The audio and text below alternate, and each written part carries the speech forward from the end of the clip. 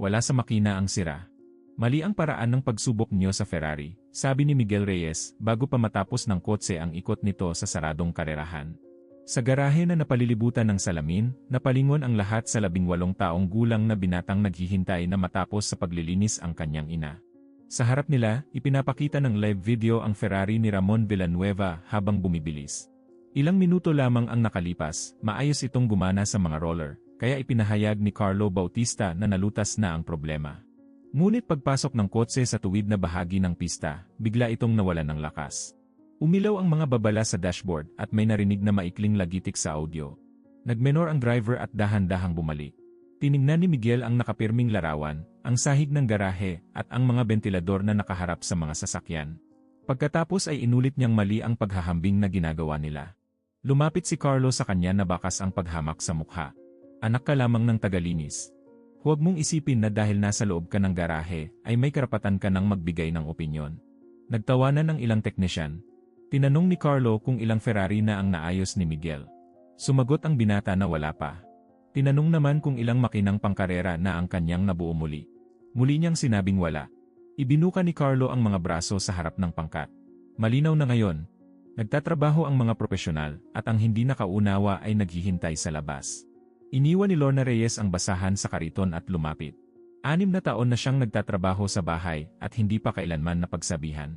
Maagang natapos ang mga gawain sa technical school ng araw na yon, kaya humingi siya ng pahintulot na hintayin siya ni Miguel sa pasilyo. Paumanhin po, sir. Hindi na siya muling makikialam, sabi ni Lorna. Sumagot si Carlo na nagdala siya ng taong walang pahintulot malapit sa isang ari-ariang nagkakahalaga ng milyon. Kapag nahawakan ni Miguel ang kotse o nakapagdulot ng anumang pagkaantala, patitigilin si Lorna sa trabaho at pananagutin sa mga kahihinatnan. Namutla siya. Susubukan sanang umatras ni Miguel, ngunit itinaas ni Ramon ang kamay at inutusan ang lahat na manatili. Sa loob ng halos 1 taon, gumastos si Ramon ng mahigit 8 milyong real upang ipaayos ang Ferrari. Nagpalit ang mga eksperto ng mga sensor, bomba, kable, bahagi ng transmission at mga piyesa ng makina. Kapag hindi gumagalaw, maayos ang kotse. Maayos din ito sa mga roller ng paggawaan. Ngunit sa daan, sapat nang umabot ito sa isang tiyak na bilis upang mawala ang lakas. Bawat pangkat ay nakakakita ng mga bagong babala sa computer, nagpapalit ng isa na namang piyesa at naghaharap ng panibagong singil. Iginigit ngayon ni Carlo na palitan ang buong makina sa halagang mahigit 2 milyong real, kahit walang nabago sa sira matapos ang naunang pagkukumpuni nito. Para kay Ramon, higit pa sa presyo ang halaga ng sasakyan. Ang Ferrari ang unang mamahaling bagay na binili nila ng kanyang asawa nang hindi na naghihikahos ang kanyang kumpanya.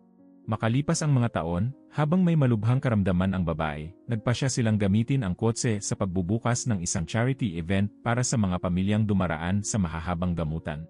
Namatay ang kanyang asawa bago makita ang proyekto. 2 beses nang ipinagpaliban ni Ramon ang pagpupugay.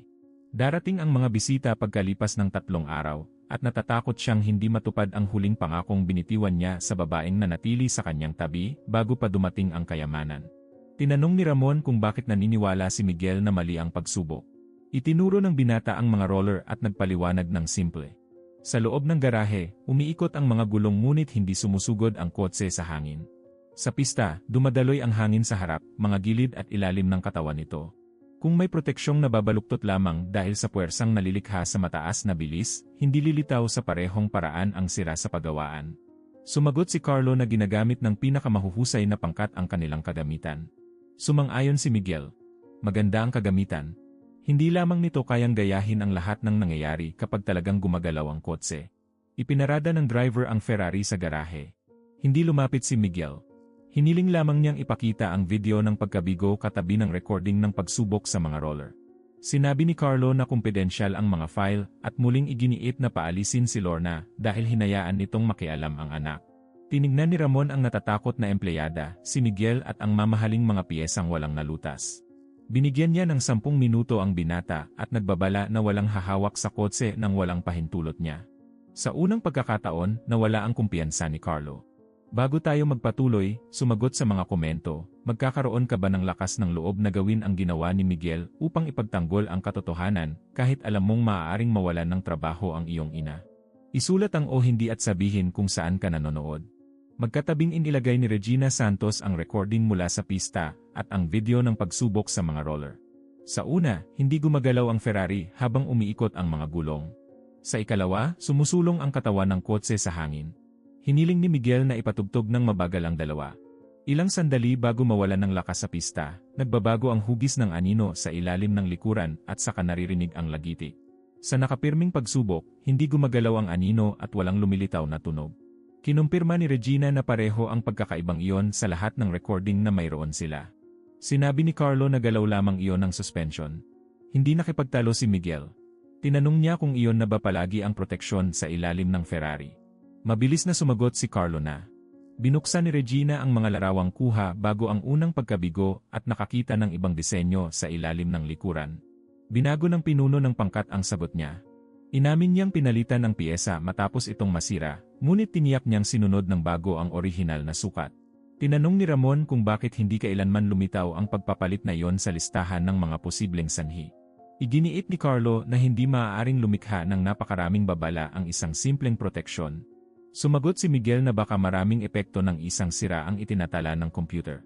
Kung may humahadlang sa pagpasok ng hangin sa makina, magpapakita ang kotse ng pagkawala ng lakas, hindi pantay na pressure, at mga problema sa pagpapatakbo kahit walang tunay na sira sa mga piyesang hinatulan nila. Hinawakan ni Lorna ang braso ng anak. Nasabi mo na ang napansin mo.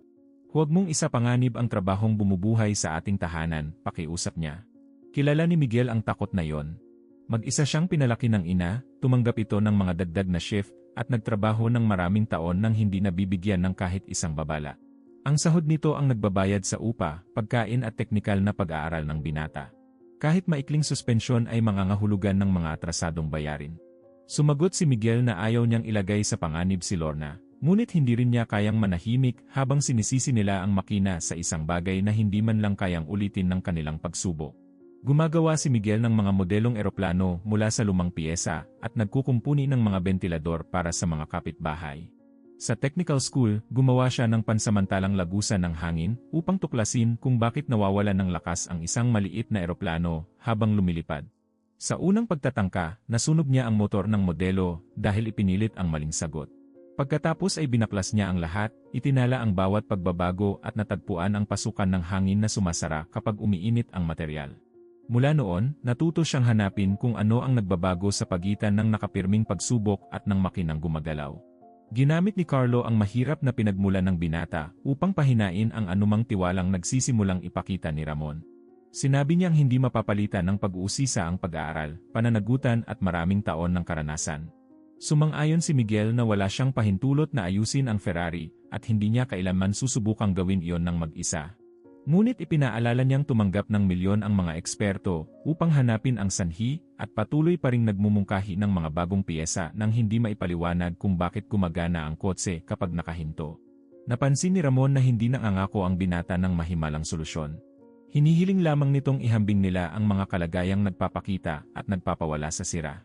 Visual inspection lamang ang pinahintulutan ni Ramon at si Regina ang mananagot sa kaligtasan. Itinaas ang Ferrari habang nagmasid si Miguel mula sa labas ng mapanganib na lugar.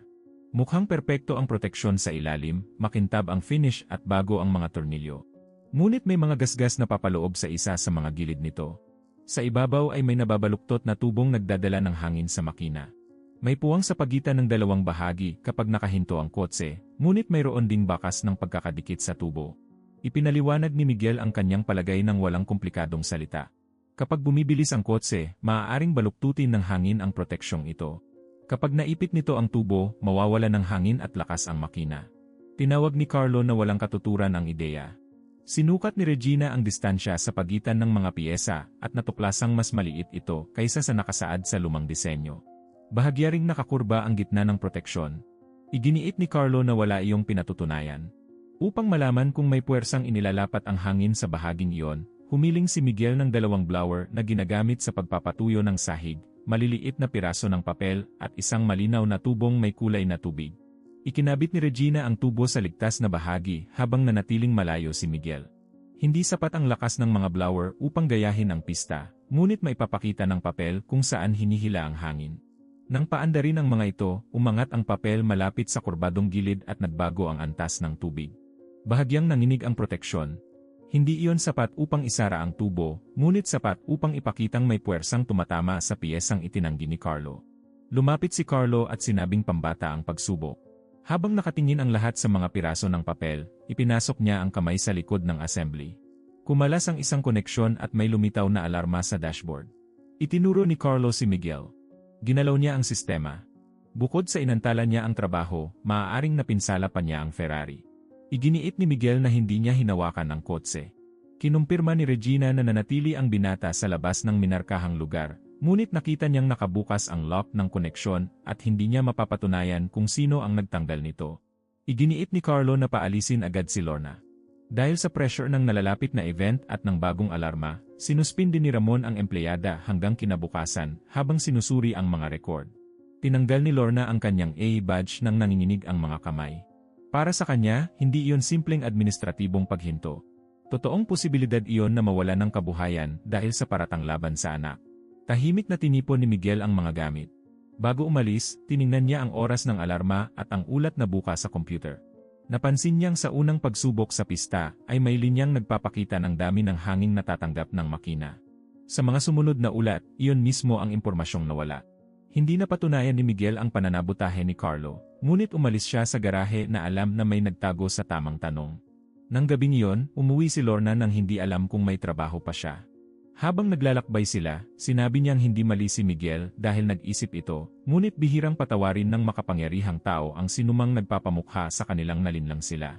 Sumagot ang binata na ayaw niyang ipahiya ang sinuman.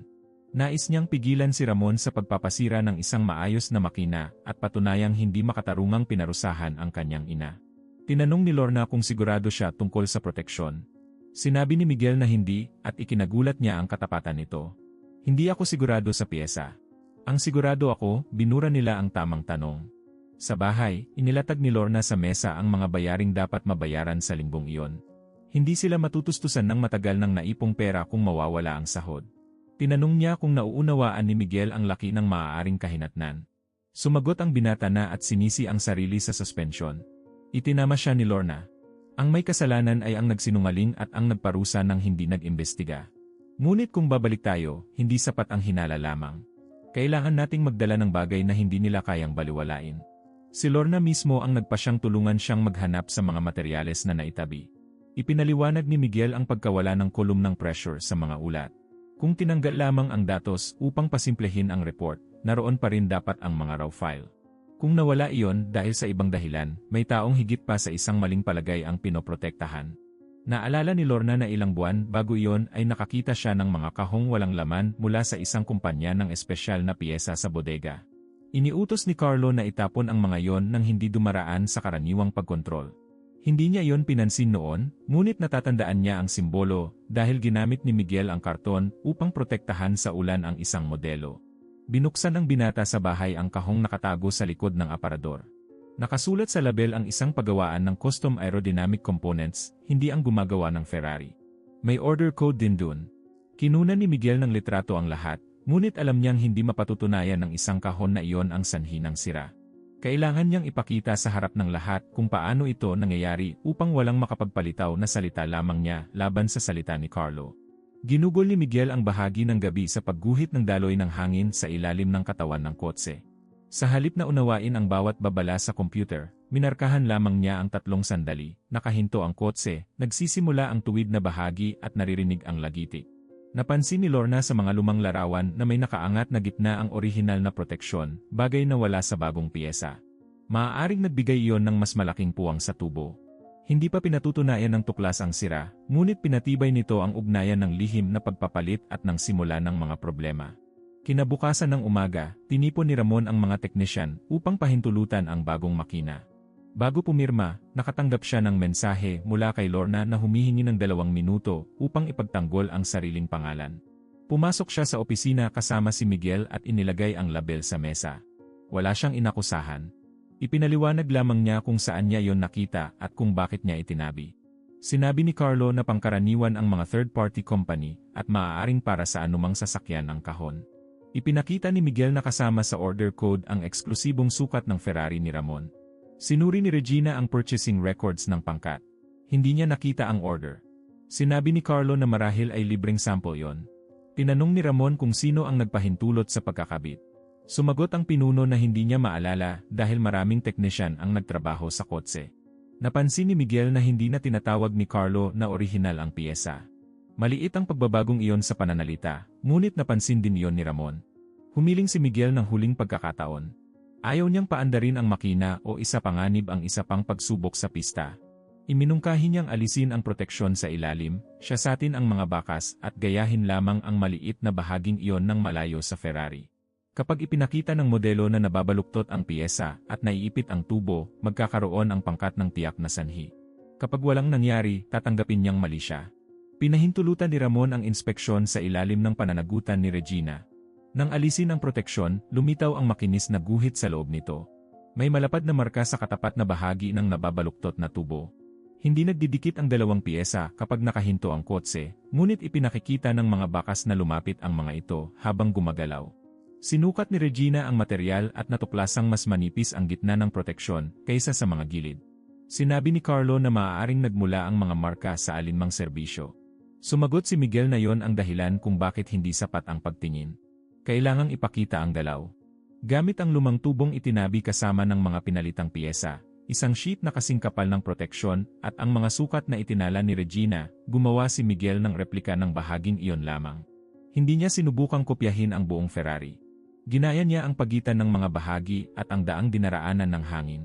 Naglagay siya ng maliit na laso sa loob ng tubo upang makita ng lahat kung patuloy na dumadaloy ang hangin at inilagay ang mga blower sa ligtas na distansya. Sa unang pagsubok, walang nangyari.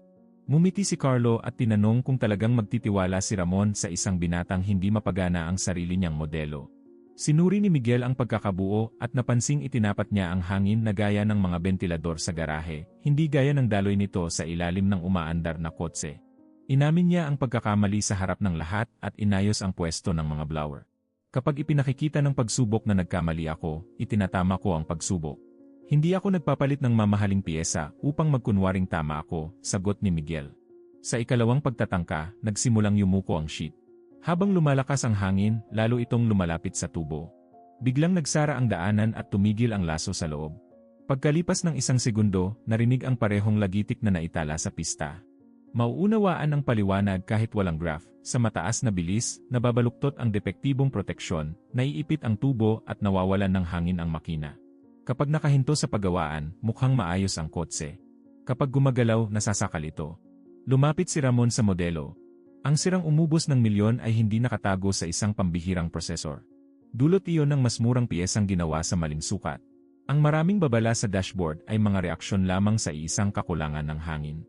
Itinuring ng mga pangkat ang bawat babala bilang panibagong sira, samantalang hinanap ni Miguel ang sandaling sabay-sabay nagsimula ang mga iyon.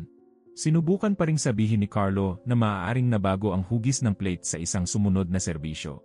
Ipinakita ni Miguel ang label ng order at tinanong kung bakit nasa unang records ang intake pressure, ngunit wala na ito sa mga ulat na pirmado ni Carlo. Namutla ang pinuno ng pangkat. Inutusan ni Ramon si Regina na buksan ang mga raw file sa server bago pa may makapagbago sa mga iyon. Tumakbo si Carlo papunta sa computer at sinabing pag-ari ng technical team ang mga file at hindi maaaring buksan ng walang security check. Napansin ni Ramon na hindi kailanman lumitaw ang pag-aalalang iyon nang magharap ang pinuno ng mga singil na milyon-milyon. Inutusan niya si Regina na harangin ang anumang pagbabago at gumawa ng kopya ng records sa harap ng lahat. Sinubukan ni Carlo na gamitin ang telepono, ngunit inutusan siya ni Ramon na manatili sa garahe hanggang malinaw ang pinagmulan ng piyesa at ang pagkawala ng datos. Hindi na lamang maling diagnosis ang usapin. Maaaring ginamit ng isang tao ang tiwala ng milyonaryo upang itago ang mga desisyon at kumita sa kabiguan. Protektado ng automatic backups ang mga file. Natagpuan ni Regina ang unang pagsubok matapos ikabit ang bagong proteksyon sa ilalim. Bumabagsak ang pressure bago mismo mawala ang lakas. Nakita rin niya ang mensaheng nakalakip sa serbisyo. Pinahintulutan ni Carlo ang custom na piyesa upang makatipid ng oras bago ang isang exhibit kahit nagbabala ang supplier na kailangan ng central reinforcement ang material. Aabutin ng ilang linggo ang orihinal na piyesa. Pinili ni Carlo ang mabilis na alternatibo at itinago kay Ramon ang desisyon. May mas masama pa. Matapos ang unang pagkabigo, ipinag-utos ni Carlo na alisin sa mga ulat para sa may-ari ang kolumnang pressure. Sa halip na aminin ang kanyang desisyon, pinamunuan niya ang ilang buwang mamahaling pagkukumpuni. Ang ilan sa mga serbisyo ay kinontrata sa mga kumpanyang nagbibigay sa kanya ng komisyon. Bawat maling diagnosis ay nagpalaki sa pagkalugi ni Ramon at nagkubli sa unang pagkakamali sa ilalim ng mas malaking tambak ng mga piyesa, resibo at paliwanag. Binuksan ni Regina ang mga unang service order at ipinakitang may mga piyesang pinalitan kahit normal ang resulta ng pagsusuri. Sa bawat yugto, pumili si Carlo ng ibang paliwanag at pinilit si Ramon sa pamamagitan ng mga bagong deadline. Nakilala ng milyonaryo ang sarili niyang pirma sa lahat ng pahintulot. Sa loob ng maraming buwan, napagkamalan niyang kakayahan ang kumpiyansang tinig ni Carlo at itinuring na pagkaantala ang bawat pagdududa. Kabaligtaran ang ginawa ni Miguel, inamin ang hindi niya alam, tinanggap na mali ang unang modelo at sumulong lamang kapag naipakikita ang susunod na hakbang. Binasa ni Ramon ang mga mensahe nang hindi nagtataas ng boses. Tinanong niya si Carlo kung totoo ang lahat. Sumagot ang pinuno na gumawa siya ng mahihirap na pasya upang protektahan ang schedule at walang engineer na makapaghuhula sa pagbaluktot. Ipinaalala ni Regina na yon mismo ang panganib na sinabi ng supplier. Sinisi naman ni Carlo ang mga teknisyan na nagkabit ng piyesa. Inilapag ni Ramon sa harap niya ang pahintulot na pirmado sa digital na paraan. Nakita ni Carlo na hindi na niya maitatanggi ang katotohanan. Sinubukan niyang maliitin si Miguel.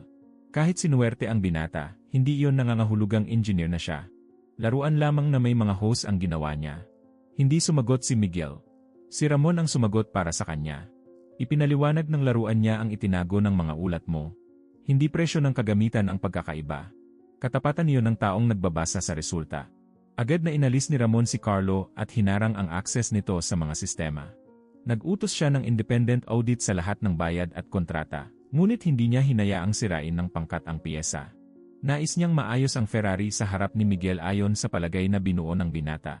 Umorder si Regina ng proteksyong ginawa sa orihinal na sukat at, habang hindi pa yon dumarating, naghanda ng pansamantalang piyesang may reinforcement para lamang sa isang kontroladong pagsubok. Bago magpatuloy, ipinatawag ni Ramon si Lorna sa garahe at ibinalik ang e-badge na isinauli nito. Inamin niyang hindi makatarungan ang suspensyon at dahil sa takot na mawalan pa ng pera ay tinanggap niya ang salita ng taong may pinakamataas na otoridad. Hindi agad nagpakita ng ginhawa si Lorna. Sinabi niyang mahalaga ang trabaho, ngunit hindi dapat nakasalalay ang kanyang dignidad sa muling paggana ng Ferrari. Sumagot si Ramon na tama siya at nangakong itatala ang pagwawasto bago ang anumang bagong pagsubok. Hiniling ni Miguel na manatili ang ina. Pagkatapos ng lahat ng kanilang hinarap, nais niyang makita ni Lorna na lumitaw ang katotohanan sa harap ng mismong mga taong tumawa sa kanya. Bago umalis sa garahe, sinabi ni Carlo na inilalagay ni Ramon ang isang napakahalagang ari-arian sa kamay ng binatang walang karanasan. Tiningnan ng milyonaryo si Miguel at inaming ilang oras lamang ang nakalipas ay ganoon din ang kanyang iniisip. Ang kaibahan, nagharap si Miguel ng mga tanong, pagsubok, pagwawasto at patunay, samantalang nagbenta si Carlo ng mga katiyakan upang itago ang sariling interes. Naunawaan ni Ramon na hindi siya gumastos ng milyon dahil imposibleng lutasin ang problema. Gumastos siya dahil ginantimpalaan niya ang pakitang kumpiyansa at hindi pinansin ang taong mas mahusay magtanong. Kinahapunan, ikinabit ang pansamantalang piyesa na may mga pressure sensor sa iba't ibang bahagi. Sinundan ni Miguel ang lahat sa tabi ni Regina nang hindi gumagawa ng trabahong wala siyang pahintulot. Ginawa ang unang yugto sa mga roller. Nanatiling pantay ang graph. Sa ikalawa, gumamit sila ng mas malakas na daloy ng hangin sa ilalim ng katawan ng kotse. Hindi na bago ang hugis ng duct. Ang natitira ay ang pagsubok sa saradong pista. Ang patunay na sa loob ng maraming buwan ay laging nagtatapos sa mabagal na pagbabalik ng Ferrari sa garahe. Ang mga teknisyan na tumawa kay Miguel ay sinusuri na ngayon ang kanyang mga tala at inuulit ang mga sukat na iminungkahi niya. Hindi humingi ng paumanhin ang binata at hindi niya sinubukang pamunuan ang pangkat. Ipinaliwanag lamang niya ang kaya niyang patunayan at nagtatanong kapag may pagdududa. Tahimik na nagmamasid si Lorna. Para sa kanya, ang pagbabagong iyon sa asal ng mga tao ay nagpapakita na ng bagay na kukumpirmahin lamang ng resulta sa pista. Isinuot ni Ramon ang helmet at umupo sa manibela. Upo si Regina sa tabi upang bantayan ang datos. Bago isara ang pinto, tinanong niya si Miguel kung aling reading ang dapat niyang tingnan. Itinuro ng binata ang tatlong halaga, intake pressure, pagkakaiba ng pressure sa ilalim ng plate at posisyon ng accelerator. Kapag nanatiling magkakatugma ang tatlo, makakahinga ang makina. Dahan-dahang sinimula ng Ferrari ang pag-ikot. Mula sa control center, pinanood ni Miguel ang mga makukulay na linyang tumataas sa monitor. Nanatili sa likuran niya si Lorna na magkadikit ang mga kamay. Nang pumasok ang kotse sa tuwid na bahagi, inapakan ni Ramon ang accelerator. Umabot ang bilis sa puntong bumigo ang lahat ng naunang pagtatangka, Nanatiling matatag ang pressure. Walang lagitik na narinig sa audio. Nagbigay ng lakas ang makina ng walang pag-aalinlangan at tinahak ng Ferrari ang tuwid na bahagi na malinis, malakas at tuloy-tuloy ang tunog. Kumpletong umikot muli si Ramon. Sa ikatlong ikot, nagmenor siya at bumalik. Paglabas ng kotse, hindi muna siya lumapit sa mga eksperto o sa computer. Naglakad siya patungo kina Lorna at Miguel. Sa loob ng ilang segundo, tila naghahanap siya ng pangungusap na hindi mabibili o mapag-ensayuhan. Dapat pinakinggan ko ang anak mo noong una siyang nagsalita, sabi ni Ramon kay Lorna. At dapat pinigilan kong tratuhin siya na parang wala siyang halaga sa loob ng aking bahay. Sumagot si Lorna na hindi awa ang kailangan ni Miguel. Makatarungang pagkakataon ang kailangan niya. Sumang-ayon si Ramon. Pagkatapos ay bumaling siya sa binata at tinanong kung paano nito nakita ang hindi nakita ng napakaraming profesional. Ipinaliwanag ni Miguel na nakatanggap ang mga eksperto ng mga ulat na punang electronic faults at nagsimula sila sa ipinag-uutos hanapin ng mga report. Dumating siya nang hindi alam kung aling mga piyesa na ang hinatulan. Kaya narinig niya ang lagitik, napansin ang galaw at inihambing ang pagsubok sa pagtakbo sa daan. Hindi ko alam ang higit kaysa sa lahat. Hindi ko lamang sinusubukang ipagtanggol ang isang lumang sagot. Hindi ganap na sumang-ayon si Regina. Sinabi niyang marunong si Miguel sa isang pambihirang bagay, gawing palagay na maaaring patunayang mali ang isang simpleng obserbasyon. Nang mabigo ang unang modelo, hindi itinago ni Miguel ang pagkakamali. Itinama niya ang direksyon ng hangin at sinubukang muli. Ang katapatang iyon ang lumikha ng patunay na mas malakas kaysa sa alinmang titulong ipinagmamalaki sa garahe. Dumating ang pinal na piyesa kinaumagahan ng event, sinuri ng pangkat ang mga sukat, tibay, distansya ng depth at distribusyon ng pressure. Sinundan ni Miguel ang inspeksyon at iginiit ni Ramon na itala ng buo ang bawat resulta. Handa na ang Ferrari. Matapos ang milyong ginastos at halos isang taon ng pagtatangka, hindi natapos ang sira sa pagpapalit ng makina kundi sa pag-alis ng isang kasinungalingan at pagwawasto sa piyesang hindi dapat kailanman na ikabit. Sa araw ng charity event, lumabas ang Ferrari mula sa garahe sa harap ng mga bisitang bahagi lamang ng kwento ang alam. Maaari sanang iharap ni Ramon ang kotse bilang tagumpay ng kanyang kayamanan. Sa halip, bago magsimula, humiling siya ng katahimikan at tinawag sina Lorna at Miguel. Sinabi niyang nailigtas ang sasakyan ng isang 18 taong gulang na estudyanteng nagkaroon ng tapang na questionin ang buong pangkat. Ngunit idinagdag niyang hindi nagtagumpay si Miguel dahil nang hula ito. Nagtagumpay siya dahil nagmasid, sumubok, umamin ng pagkakamali at nagpatuloy hanggang makagawa ng patunay. Inihayag din ni Ramon na nakakita ang internal investigation ng mga maling singil at minanipulang ulat. Kinansela ang mga kontratang konektado kay Carlo at ipinasa ang ebidensya sa mga otoridad na legal. Ilalaan sa mismong event ang bahagi ng nabawing pera. Hindi ginawang palabas ng milyonaryo ang iskandalo, ngunit inako niya ang sariling pananagutan. Sinabi niyang lumikha siya ng kapaligirang natatakot ang mga taong salungatin siya, kaya naging mas mahalaga ang anyo ng katiyakan kaysa sa katotohanan. May pagmamalaking pinakinggan ni Lorna ang lahat, ngunit nanatiling maingat. Formal na pinawalang bisa ni Ramon ang suspensyon, binayaran ang araw ng trabaho at humingi ng paumanhin dahil tumanggap siya ng paratang na walang patunay. Sumagot si Lorna na hindi dapat nakasalalay ang pagwawasto sa pagliligtas ng kanyang anak sa isang sasakyan. Nararapat marinig ang bawat empleyado bago parusahan. Sumang-ayon si Ramon at nag-utos na suriin ang mga patakaran sa babala at pagtatanggol sa kanyang mga kumpanya. Pagkatapos, inalok ni Ramon si Miguel ng bayad na kontrata para sa pagsasanay sa loob ng technical team ni Regina. Magkakaroon ng binata ng sahod, propesyonal na paggabay, mga gawaing angkop sa kanyang paghahanda, at oras na nakalaan upang matapos ang pag-aaral. Hindi iyon donasyon o malayong pangako. Kinikilalang trabaho iyon na may malinaw na pananagutan at pamantayan. Tinanggap ni Lorna ang pagkakataon dahil hindi gagawing maskot ang anak at hindi ito pipiliting talikuran ang sariling pag-aaral. Nagpasalamat si Miguel ngunit humiling ng hindi inaasahan. Nais niyang gawing maliit na learning laboratory ang lumang lugar na imbakan ng mga pinalitang piyesa. Maraming kabataan sa kanyang paaralan ang may talento, ngunit hindi pa nakakita ng propesyonal na kagamitan. Tinanong ni Ramon kung bakit nais niyang ibahagi ang pagkakataong katatapos lamang niyang makamit. Sumagot si Miguel na ang pintuang isinasara matapos makadaan ang isang tao ay hindi nagbabago sa landas ng mga naiwan sa labas. Makalipas ang ilang buwan, nagsimulang gumana ang laboratorio sa pakikipagtulungan sa mga technical school. Pinag-aralan ang mga hinatulang piyesa bago itapon. Natututo ang mga estudyante na ihambing ang sintomas, bumuo ng palagay at itala ang pagkakamali ng walang takot sa parusa. Pinamunuan ni Regina ang mga gawain at lumahok si Miguel bilang bayad na apprentice, hindi bilang bida sa isang magandang kwento. Kapag may hindi siya alam, sinasabi niyang hindi niya alam. Pagkatapos ay naghahanap siya ng ligtas na paraan upang matuklasan iyon. Nanatili si Lorna sa trabaho dahil pinili niya iyon at nabigyan ng propesyonal na pagsasanay na dati ay para lamang sa mga administrative employee. Pagkatapos ng kurso, tumanggap siya ng bagong pananagutan sa pag-organisa ng mga pangkat sa bahay, kasama ang sahod na naayon sa tungkulin. Sinuri rin ni Ramon ang mga sahod at pagkakataon sa pagsasanay. Naunawaan niyang hindi sapat na gantimpalaan ang isang pambihirang tao matapos muntik na itong baliwalain. Kailangan niyang bumuo ng lugar na iginagalang ang mga tulad ni Miguel at Lorna bago pa sila makapagliligtas ng anumang ari-arian. Kinumpirma ng audit na maayos pa ang halos lahat ng mamahaling piyesang inalis sa Ferrari. Ibinenta muli ang ilan at napunta rin sa charity project ang halaga. Ang depektibong proteksyon lamang ang itinabi ni Ramon. Hindi niya iyon inilagay sa display o nilagyan ng dakilang kasabihan. Iniwan niya iyon sa workbench ng laboratorio katabi ng mga kumpletong ulat upang mapag-aralan ng mga estudyante kung paano kayang gawing milyong halaga ang isang simpleng sira ng padalos-dalos na desisyon, nakatagong interes at kulang na datos.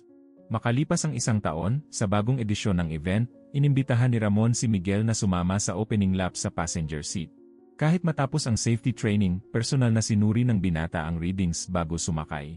Natawa si Lorna nang makita siyang inuulit ang pag-ingat. Sumagot si Miguel na hindi nawawala ang pangangailangan sa pag-ingat dahil lamang nalutas na ang problema. Pagkatapos mismo ng tagumpay nagsisimulang magtiwala ng sobra ang mga tao sa sariling alaala. Sa tuwid na bahagi kung saan dating nawawalan ng lakas ang Ferrari, bumilis si Ramon. Tumugon ang makina ng hindi pumapalya. Hindi speedometer lamang ang tiningnan ni Miguel. Pinagmasdan niya ang datos at pinakinggan ang kotse tulad ng ginawa niya mula sa unang araw. Pagbalik nila sa garahe, naghihintay ang isang pangkat ng mga estudyante. Walang lumapit sa Ferrari na parang humahanga sa isang bagay na hindi maaabot.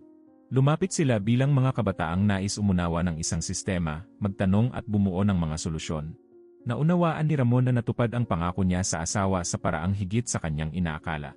Binuksan ng kotse ang event, ngunit hindi na ito ang sentro. Tumulong sa mga pamilya ang nalikom na pera, nagbukas ng mga landas ang laboratorio, at nagturo ang katotohanan tungkol sa pagkukumpuni ng bagay na hindi mabibili ng anumang tseke. Sa loob ng maraming buwan, hinanap niya ang taong may pinakamahal na resume, ang pinakamodernong kagamitan, at ang pinakatiyak na sagot. Nasa anak na lalaki pala ng babaeng naglilinis ng sahig ng garahe ang solusyon, habang napapansin nito ang detalyeng pinili ng lahat na baliwalain. Hindi mas matalino si Miguel dahil walang kakayahan ang mga nakatatanda.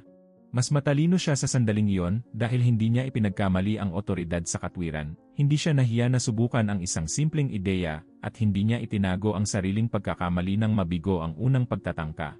Habang ipinagtatanggol ng mga eksperto ang kanilang reputasyon, ipinagtanggol niya ang katotohanan. Habang pinoprotektahan ni Carlo ang kasinungalingan, hinayaan ni Miguel na magsalita ang mga resulta.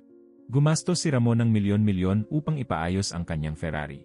Sa huli, isang binatang walang sariling pagawaan, walang diploma at walang akses sa pinakamamahaling kagamitan ang nakahanap sa sagot na hindi nakita ng lahat doon.